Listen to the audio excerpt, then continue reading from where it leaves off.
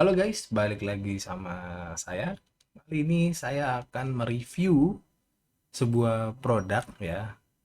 Bukan produk elektronik kali ini, bukan partisi komputer juga kan biasanya saya nge-review GPU, CPU, atau bahkan game ya. Kali ini saya akan mereview sebuah produk yang berbeda. Beda genre ini udah geser genre kali ini. Produk apa kayak itu? Yaitu produk obat herbal ya. Nah, jadi kali ini saya akan mereview produk herbal yang bernama Diapet ya. Ya kalian juga udah mungkin kalian udah dengar ya nama produk ini, udah pernah menggunakan juga mungkin ya. Kali ini saya akan menjelaskan secara rinci apa itu Diapet, apa itu diare, kandungan apa sih kok bisa dia mengurangi diare ya. Terus apa ada efek sampingnya kah? Terus untuk siapa aja sih ini? Terus cara makainya bagaimana, dapatnya di mana, dan cara penyimpanannya juga. Kita ini nyimpen obat tuh gimana sih gitu. Stay tune aja, jangan kemana-mana. Oke, kali ini obat diapet ya. Diapet ini merupakan obat herbal ya, yang biasa digunakan untuk mengurangi diare ya. Obat ini sebenarnya udah banyak sih. Kandungannya pun udah merupakan kandungan familiar sih ya. Beberapa familiar udah biasa kita pakai di dunia ya. Bahkan seluruh dunia pun kayak udah biasa pakai ini sebagai anti diare. Sebelum masuk ke itu, kita masuk dulu ke apa sih itu diare ya. Diare itu merupakan gimana ya istilahnya? Itu seperti kita tuh mengalami buang air besar yang frekuensinya itu tidak normal. Dia tuh sering banget. Kok saya hari ini udah beberapa kali sering banget kok buang air besar. Ya mungkin sehari ya mungkin kalian biasanya kan normal itu kan sehari sekali, sehari dua kali. Mungkin ini dia udah lebih mungkin 4 5 6 atau bahkan 8 atau bahkan 12 kali sehari. Ya, tergantung frekuensinya dan seberapa parahnya gitu. Misalnya yang ringan itu 3 4 kali misalnya. Atau yang udah akut 8 12 kali sehari itu udah berbahaya sekali ya. Kalian bisa kan kalau diare itu efeknya adalah dehidrasi ya, karena kita kekurangan cairan, cairannya kita buang terus, yang kita minum kita buang, jadinya kita kekurangan cairan. Dehidrasi itu sangat fatal ketika sudah dehidrasi. Makanya ketika orang diare banyak minum. Kalau misalnya masih nggak bisa juga kita minum obat ya. Obatnya banyak ya, entah obat herbal, entah obat kimia lain ya, sintetik lain ya, dari produk-produk kompetitor. Nah, jadi ketika kalian sudah merasa buang air besar terutama, itu tidak normal. Silahkan kalian minum obat anti diare sebagai lini pertama. Gitu. Ketika kalian sudah misalnya udah minum obat berhari-hari, 3 hari 4 hari masih nggak baikan, disarankan pergi ke dokter untuk pemeriksaan lebih lanjut ya. Jadi itu sedikit teori singkat tentang apa itu diare ya. Apa itu diare, terus rasanya tuh gimana gitu loh. Palingan diare itu udah banyak sih orang coba ya, terutama anak kos nih ya. Terutama anak kos yang biasanya eh, makannya itu nggak teratur. Karena diare ini sebenarnya efeknya tuh gara-gara apa sih gitu? Gara-gara entah keracunan, kita makanan yang kotor, gitu, atau alergi suatu makanan, pedes biasanya, atau santan, nah, itu biasanya ngefek ke sana, larinya ke diare.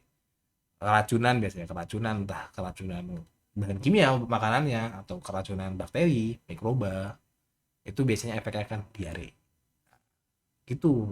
Jadi salah makan tadi salah makan. Jadi masalah ini adalah di masalah pencernaan, jaga makan. Biasanya sih kadang ini anak kosan ya atau enggak anak kecil yang dia tuh makan sembarangan, terus nggak lupa cuci tangan, makanan yang kotor nggak cuci tangan tuh pula gitu loh.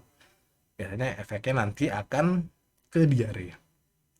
tergantung juga orangnya. Kalau dia udah kuat, udah apa, daya tahan tubuhnya baik, mungkin diare ini nggak berasa, mungkin nggak akan diare gitu. Kalau misalnya udah daya tahan tubuhnya lemah, biasanya akan diare. Oke, itu sedikit penjelasan ya untuk bagaimana diare, terus apa itu diare, itu ya. Nah, terus kok bisa sih dia diapet ini mengurangi frekuensi buang air besar? Bisa gitu loh. Padahal dia cuma kapsul gitu kan, dia, kan diapet ini bentuknya kapsul ya, gitu ya. Jadi dalamnya itu sebenarnya ada efek, ada obatnya ya dalam kapsul itu. Nah, itu ada obatnya, ada serbuk obat. Serbuk apakah itu merupakan ekstrak obat herbal ya. Ekstrak tumbuhan herbal. Ada berapa ekstrak? Ada 4 ekstrak ya. Jadi dalam kapsul yang sekecil itu ya, ada 4 ada 4 ekstrak tumbuhan di dalam itu. Apa aja? Yang pertama, ekstrak daun jambu biji. Nah, ini udah terkenal ya. Mungkin dari turun temurun ya. Dari nenek moyang kita udah tahu kalau ekstrak, nggak usah ekstrak deh, daun jambunya aja udah biasanya ya, daun jambu atau bahkan jambunya, buah jambu biji ya, jambu kelutuk lah kalau orang orang nggak kenal jambu kelutuk, itu eh, mengurangi diare biasanya, buat anti diare. Nah, apa sih kok bisa sih kok gitu loh, jambu biji kok bisa gitu, karena di dalamnya itu ada dua kandungan bahan aktif, yaitu flavonoid dan tanin. Tapi untuk anti diare, ya dua-duanya sih sebenarnya. Cuman lebih anti diare itu lebih ke tanin gitu loh. Tanin tuh kenapa? Dia mengurangi frekuensi peristaltik. Jadi usus bergerak, gerakan usus dikurangi. Penyerapan airnya itu ditingkatkan dalam usus. Permeabilitas ususnya ditingkatkan. Jadi air masuknya mudah. Membunuh bakteri juga. Flavonoid juga membunuh bakteri gitu loh. Jadi ini kan kalau misalnya tadi keracunan kita ya, membunuh bakteri kan.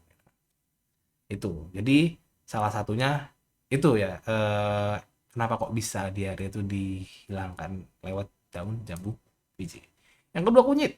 Ini kita udah tahu nih, tumbuhan herbal dia nih ya, udah lama, udah lama sih, dan nggak cuman buat diare, banyak banyak.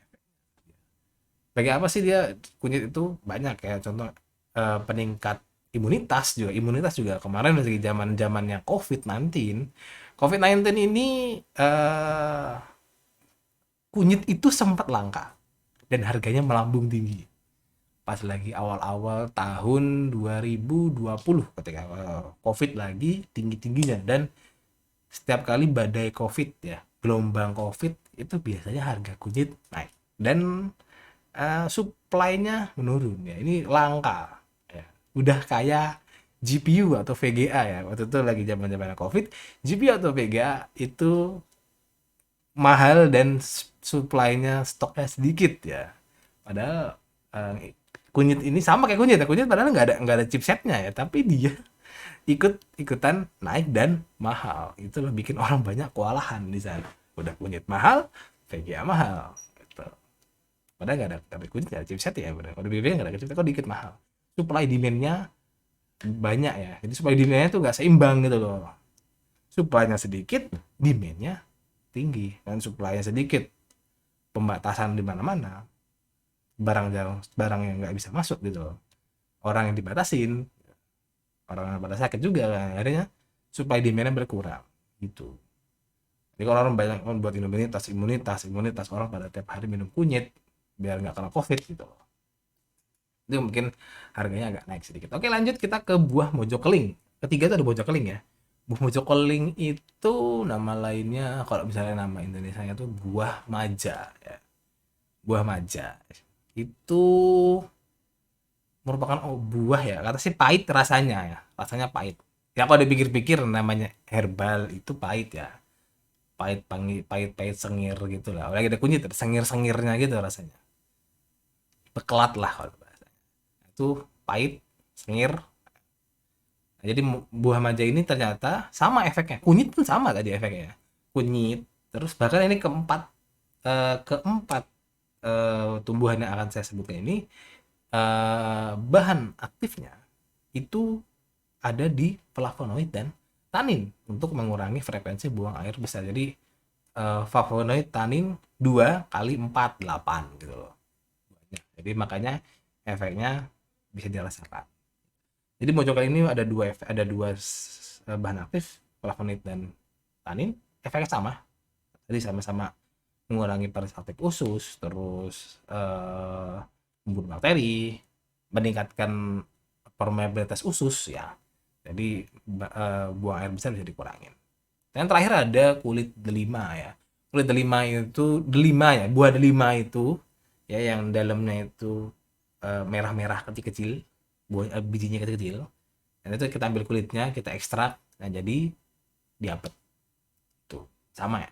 Bahan aktifnya sama yang diambil. Ya, sebenarnya kan buah-buah kalau dipikir-pikir nih, empat-empat ini sebenarnya merupakan tumbuhan yang kaya akan bahan aktif tumbuhan, bahan aktif obat ya kalau dipikir-pikir. Cuman karena sudah diekstrak ya, jadi zat-zat lain yang nggak dibutuhkan itu dieliminasi lah bahasanya, dieliminasi. Jadi yang kita ambil spesifik gitu. Walaupun nggak sebenarnya nggak begitu spesifik banget ya gitu. Jadi walaupun sebenarnya itu oh ya ini yang kalau misalnya kunyit, kurkumin itu efeknya masih banyak lagi, nggak cuma buat anti diare gitu loh, banyak dia efeknya.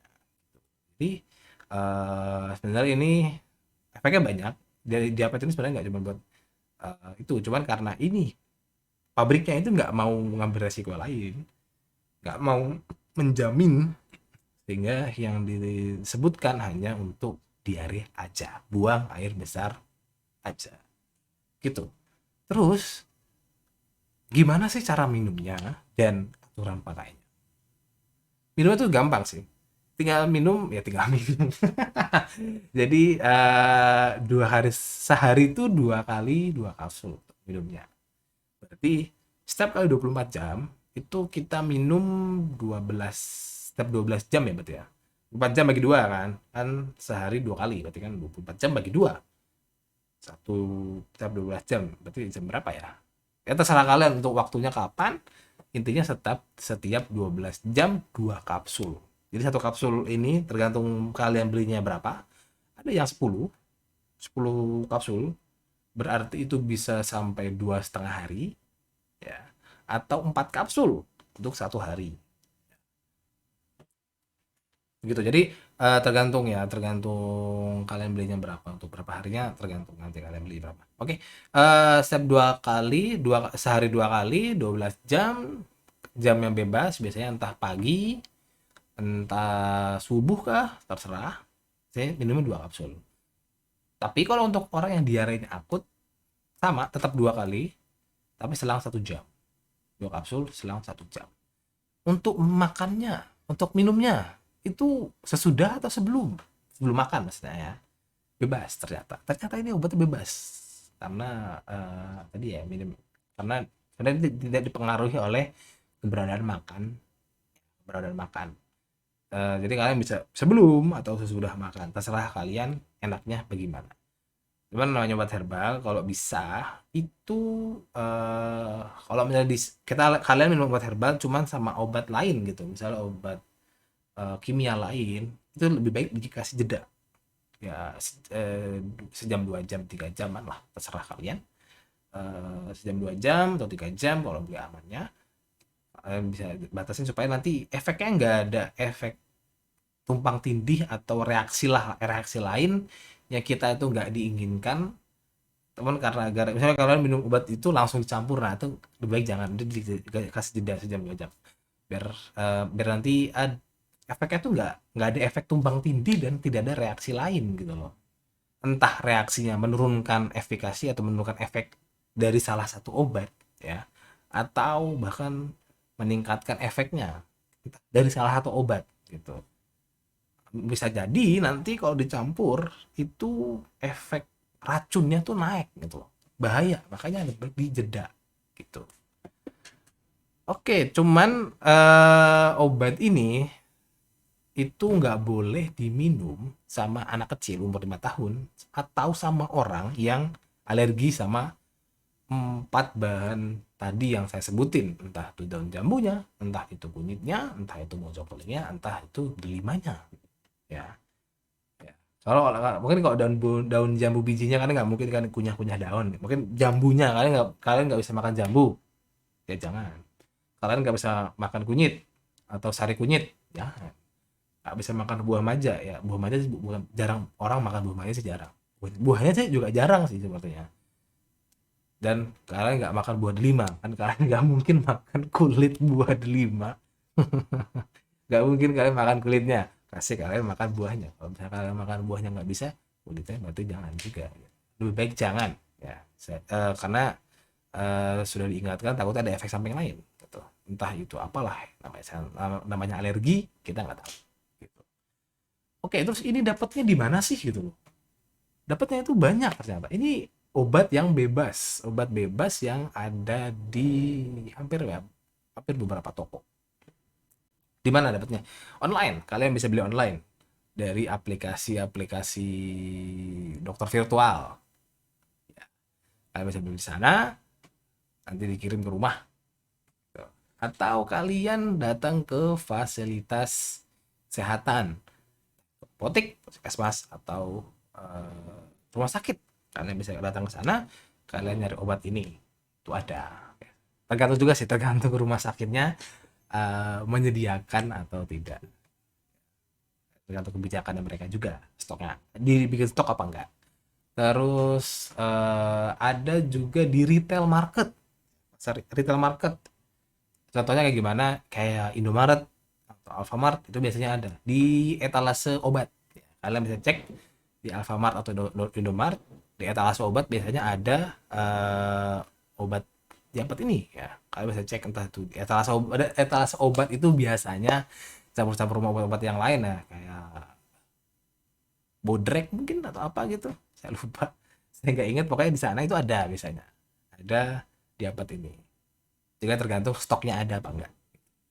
Terus kalau enggak ya di toko-toko kelontong atau warung-warung kecil ya, ada biasanya dijual barang paracetamol atau yang tergantung stoknya, atau tergantung stoknya disediakan oleh eh penjualnya ya. Kalau ada ya ada, kalau nggak ada ya nggak ada gitu. Terus untuk nyimpennya, ini gimana sih nyimpennya gitu. Ini sebuah pengetahuan umum yang menurut saya harus semua orang tuh tahu gimana cara menyimpan obat yang baik dan benar. Gimana caranya? Pertama, kalian taruhnya itu di tempat yang kering ya. Kering maksudnya kering itu bukan becek ya, bukan basah. Kering itu maksudnya dia tidak lembab. Contohnya di mana? Di kamar mandi. Itu jangan kalian simpan obat di kamar mandi karena itu lembab tadi. Karena lembab itu sebenarnya gini, lembab itu dia bisa merusak kandungan obat. Jadi obat itu nggak aktif. Ya, jadi terutama apalagi kita nih, kita di daerah tropis ya, daerah tropis lembabnya udah tinggi, kalian taruh kamar mandi, ya udah gitu. Udah, itu langsung dia efek obatnya itu bisa lama-lama akan turun. Jadi lebih baik kalian jangan simpan di kamar mandi, entah apapun itu obatnya. Apalagi obat ini ya, masa kalian nyimpen obat eh, tablet di kamar mandi? Ya mungkin logis sih kalau misalnya kalian naruh apanya, kotak obatnya di sana ya. Cuman lebih baik jangan jangan dalam kamar mandi. Kalian taruh luar atau luar kamar mandi itu nggak apa-apa. Sebelah pintu gitu loh. Nah, itu nggak apa-apa. Asal kalian taruhnya di dalam kotaknya gitu. Yang kedua tadi saya taruhnya dalam kotak ya, dalam kotak kering dan teduh dan berada di suhu ruang. Teduh itu maksudnya dia dalam kotak, berarti dalam kotak kan terlindung ya. Terus dia terlindung dari sinar matahari juga. Itu sih yang penting. Itu ya, karena sinar matahari ini ternyata ketika dia obat itu langsung kena sinar matahari, itu obat itu bakal terdegradasi. Bahasanya istilahnya tuh dia pecah-pecah lah gitu lah. Dia itu bakalan entah kemungkinan ada dua kalau obat terdegradasi ya. Satunya jawab obatnya jadi nggak ngefek, atau obatnya itu ini ya apa jadi racun, itu ada kemungkinan antara dua itu. Jadi obat itu kan sebenarnya racun ya. Kalau kalian minumnya nggak benar, dosisnya nggak benar, itu racun. Cuman kalau kalian minumnya benar, ya obatnya efeknya ada gitu. Kalau misalnya dia nggak ada luar, efeknya tadi kalau nggak efek beracun gitu. Jadi simpannya yang benar karena itu mempengaruhi juga gitu, mempengaruhi efek yang akan diberikan nanti.